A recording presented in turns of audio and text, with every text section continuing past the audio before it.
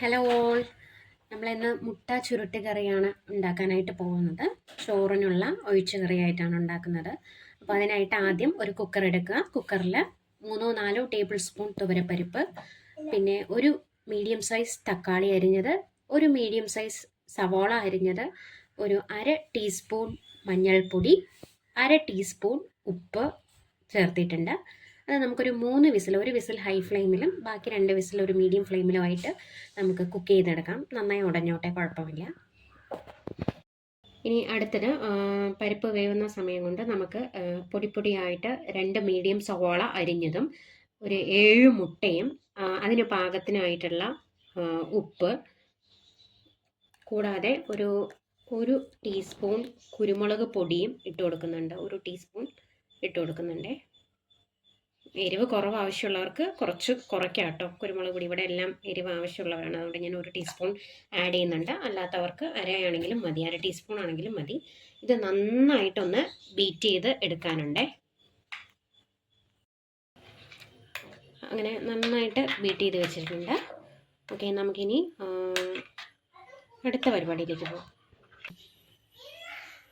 Okay, ഞാനൊരു 3 teaspoon എണ്ണ add ചെയ്ത് കൊടുക്കുന്നുണ്ട്. നിങ്ങൾ കോക്കനട്ട് ഓയിൽ എന്താണോ നിങ്ങൾ യൂസ് ചെയ്യുന്ന കുക്കിംഗ് ഓയിൽ അതെടുക്കുക. ഒരു 3 ടീസ്പൂൺ ആഡ് ചെയ്ത് കൊടുക്കുന്നുണ്ട്.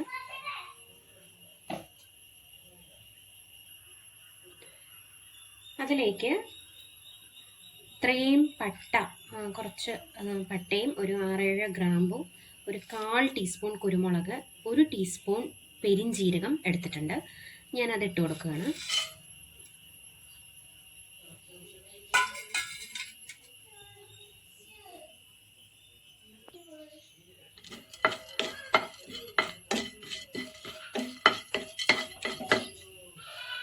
അതിലേക്ക് ഒരു ചെറിയ കഷ്ണം ഇഞ്ചി, ഒരു 5-6 വെളുത്തുള്ളി, ഒരു 15-16 ചെറിയുള്ളി എടുത്തിട്ടുണ്ട്. അത് ഇതിലേക്ക് ആഡ് ചെയ്ത് കൊടുക്കാം.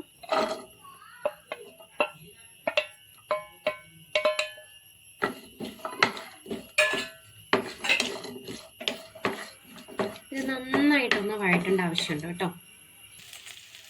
ഇതിലേക്ക് ഒരു അരമൂടി തേങ്ങ നമുക്ക് ചേർത്ത് കൊടുക്കാം കേട്ടോ. അതായത് ഒരു തേങ്ങയുടെ പകുതി നമുക്ക് ചേർത്ത് കൊടുക്കാം. അത്യാവശ്യം ക്വാണ്ടിറ്റി ഇവിടെ കറി ആവശ്യമുണ്ട്. അപ്പം ഇങ്ങനെ ഒരു തേങ്ങയുടെ പകുതി, ഒരു മൂടി ചേർക്കുന്നുണ്ട് കേട്ടോ. ഒരു മൂടി തേങ്ങ ചേർക്കുന്നുണ്ട്. ഇത് നന്നായിട്ട് സിമ്മിലിട്ട് നമുക്ക് നല്ലോണം വഴറ്റിയെടുക്കണം. ഇപ്പം അത്യാവശ്യം തേങ്ങയൊക്കെ നല്ലൊരു ഗോൾഡൻ കളറിലേക്ക് ചേഞ്ച് ആവാൻ തുടങ്ങിയിട്ടുണ്ട്. നമുക്കിതിലേക്ക് ഒരു 1.5 ടീസ്പൂൺ മുളക് പൊടിയും 1.5 ടീസ്പൂൺ മല്ലിപ്പൊടിയും ചേർത്ത് കൊടുക്കാം കേട്ടോ. വളരെ സിമ്മിലിട്ടിട്ട് വേണം ഇതും ഒന്ന് നന്നായി വഴറ്റിയെടുക്കാനായിട്ട്. കരിഞ്ഞു പോകാതെ ശ്രദ്ധിക്കണം.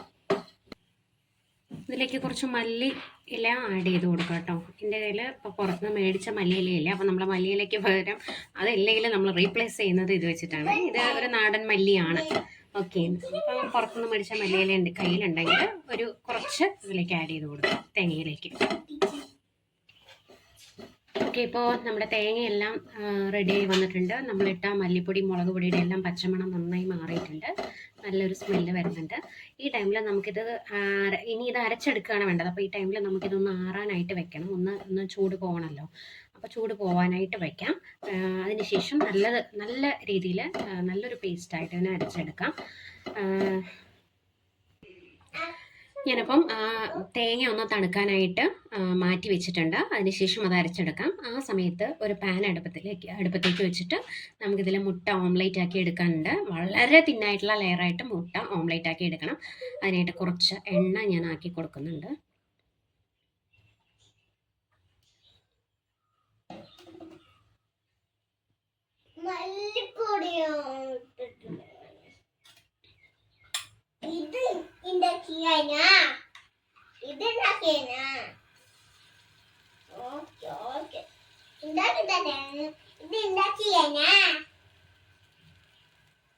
വളരെ തിൻ ലെയറാക്കിയിട്ട് വേണം നമ്മളത് സ്പ്രെഡ് ചെയ്ത് കൊടുക്കാനായിട്ട്. നമുക്കിത് റോൾ ചെയ്തെടുക്കേണ്ട ആവശ്യമുണ്ട്. അതുകൊണ്ട് വളരെ തിന്നാക്കിയിട്ട് ഇതിനെ ഒന്ന് സ്പ്രെഡ് ചെയ്യാം.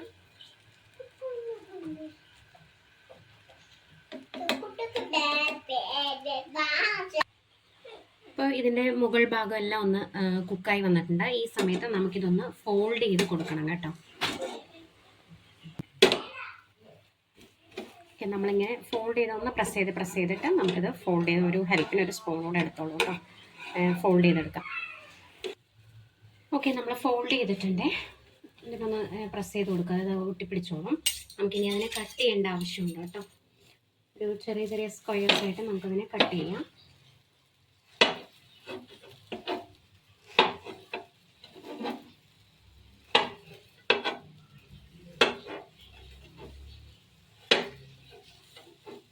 ഓക്കെ, നമുക്കിനി ഇത് വേറൊരു പ്ലേറ്റിലേക്ക് മാറ്റാം. അങ്ങനെ എല്ലാം നമ്മുടെ കയ്യിൽ നമ്മൾ ബീറ്റ് ചെയ്ത് വെച്ച മുട്ടയെല്ലാം തന്നെ ഇതുപോലെ റോൾ ചെയ്തെടുത്തിട്ട് ഇങ്ങനെ കട്ട് ചെയ്ത് മാറ്റി വയ്ക്കുക. നമുക്ക് അവസാനം കറിയിലേക്ക് ആഡ് ചെയ്യാനുള്ളതാണ്. ഓക്കെ, നമ്മുടെ പരിപ്പ്, സവോള, തക്കാളി, അതിനോടൊപ്പം മഞ്ഞപ്പൊടിയും നമ്മൾ ഉപ്പുമാണ് ആഡ് ചെയ്തിട്ടുണ്ടായിരുന്നത്. അത് നന്നായിട്ട് കുക്കായി വന്നിട്ടുണ്ട്. ഞാൻ 3 വിസിൽ വെച്ചിരുന്നു. ഇതിലേക്ക് നമ്മൾ തണുക്കാനായി തേങ്ങ വെച്ചിരുന്നു അല്ലേ, വറുത്തരച്ച തേങ്ങ, അത് ഞാൻ അരച്ചെടുത്തിട്ടുണ്ട്. ആ പേസ്റ്റ് ഇതിലേക്ക് ആഡ് ചെയ്ത് കൊടുക്കുകയാണ്.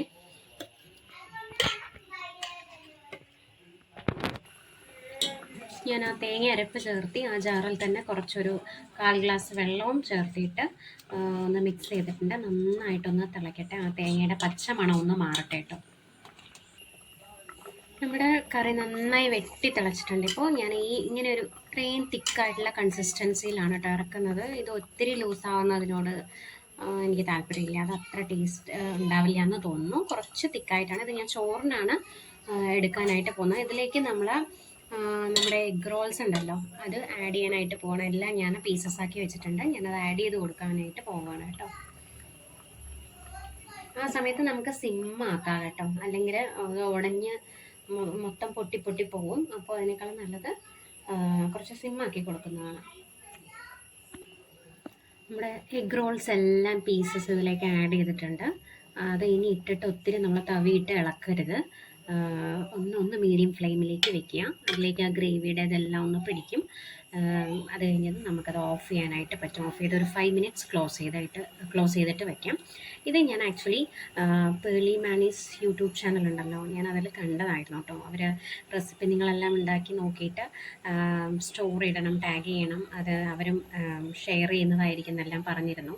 എനിക്ക് അതിനോടൊന്നും താല്പര്യമില്ല. പക്ഷെ ഞാൻ എന്താ വെച്ചാൽ എനിക്കിത് ഭയങ്കര കൗതുകം തോന്നി. ഞാനിത് അപ്പോൾ എനിക്കൊന്ന് ഉണ്ടാക്കി നോക്കണം കുട്ടിക്ക് വേണ്ടിയിട്ട് എന്നുള്ളത് തോന്നിയപ്പം ഉണ്ടാക്കിയതാണ്. ആക്ച്വലി ഇത് ഞാൻ ഇനി ചോറിനൊപ്പം ഇതൊന്ന് ട്രൈ ചെയ്യാനായിട്ട് പോവുകയാണ്. നിങ്ങളും ഇങ്ങനെ ഈ റെസിപ്പി ഒന്ന് ട്രൈ ചെയ്ത് നോക്കുക. പിന്നെ ചാനൽ ആദ്യമായിട്ടാണ് കാണുന്നതെങ്കിൽ ഒന്ന് സബ്സ്ക്രൈബ് ചെയ്യുക, ബെല്ലൈക്കൺ ഓണാക്കി ഇടുക, ലൈക്ക് ചെയ്യുക, ഷെയർ ചെയ്യുക. Thank you.